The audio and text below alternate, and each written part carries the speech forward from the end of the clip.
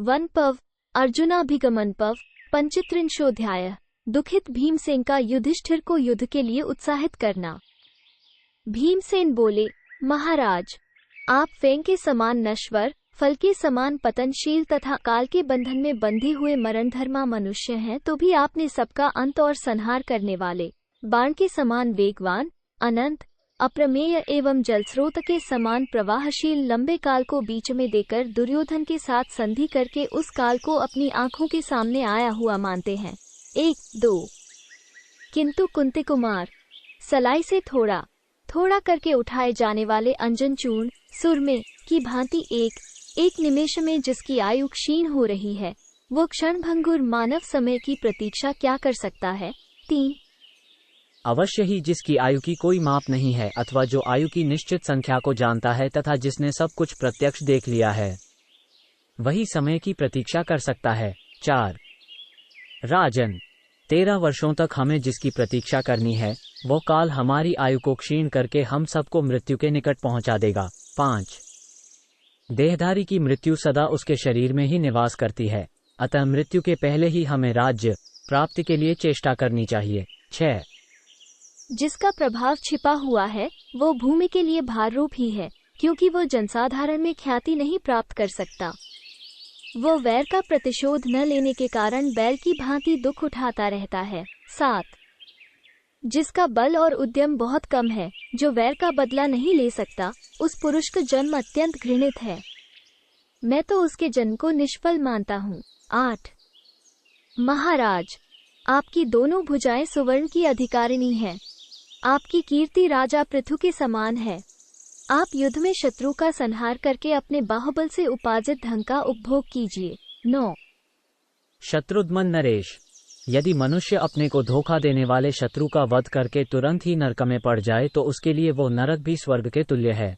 10 अमर्ष से जो संताप होता है, वो आग से भी बढ़कर जलाने वाला है, जिससे संतप्त होकर मुझे ना तो रात में नींद आती है और ना दिन में। 11 ये हमारे भाई अर्जुन धनुष की प्रत्यंचा खींचने में सबसे श्रेष्ठ हैं, परंतु ये भी निश्चय ही अपनी गुफा में दुखी होकर बैठे हुए सिंह की भांति सदा अत्यंत संतप्त होते रहते हैं। 12 जो अकेले ही संसार के समस्त धनुर्धर वीरों का सामना कर सकते हैं, वे ही अर्जुन महान गजराज की भांति अपने मानसिक क्रोधजनित संतापकों किसी प्रकार रोक रहे हैं। 13 नकुल, सहदेव तथा वीरपुत्रों को जन्म देने वाली हमारी बूढ़ी माता कुंती, ये सब के सब आपका प्रिय करने की इच्छा रखकर ही मूर्खों और गूंगों की भांति चुप रहते हैं। 14 आपके सभी बंधु बांधव और सृंजयवंशी योद्धा भी आपका प्रिय करना चाहते हैं। केवल हम 2 व्यक्तियों को ही विशेष कष्ट है। एक तो मैं संतप्त होता हूँ और दूसरी प्रतिविंध्य की माता द्रौपदी। 15 मैं जो कुछ कहता हूँ वो सबको प्रिय है।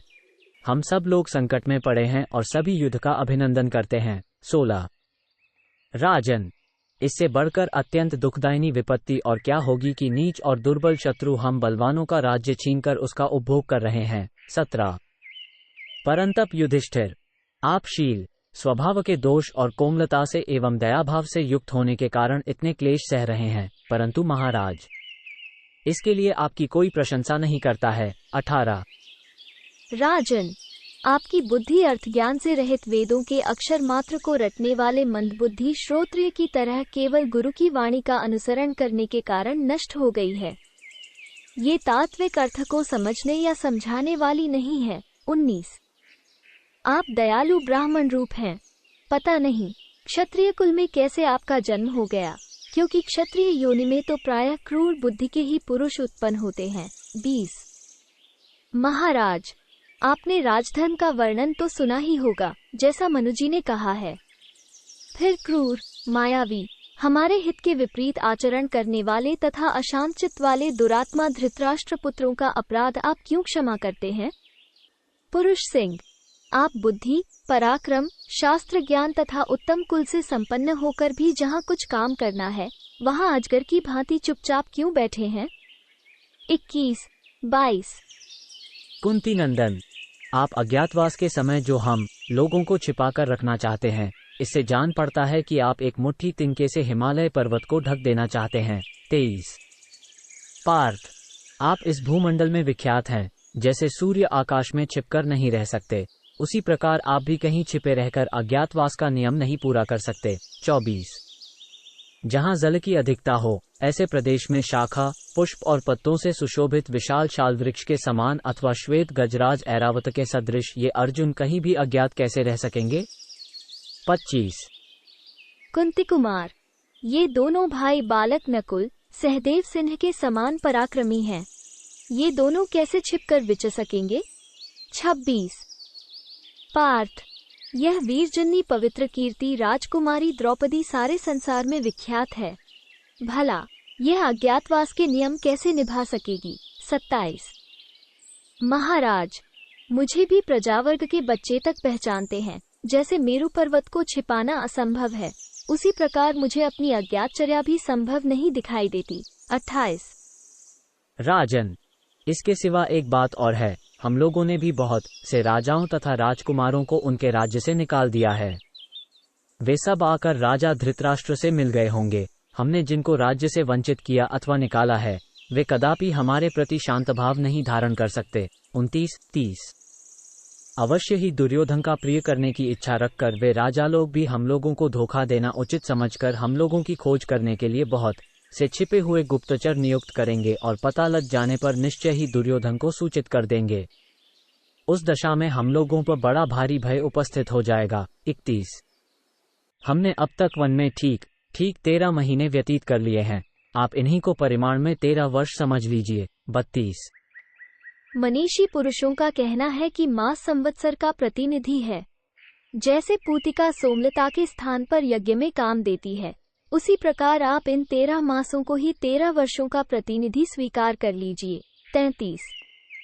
राजन, अथवा अच्छी तरह बोझ ढोने वाले उत्तम बैल को भरपेट भोजन दे देने पर इस पाप से आपको छुटकारा मिल सकता है।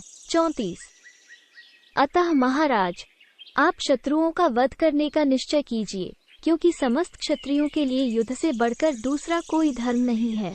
35।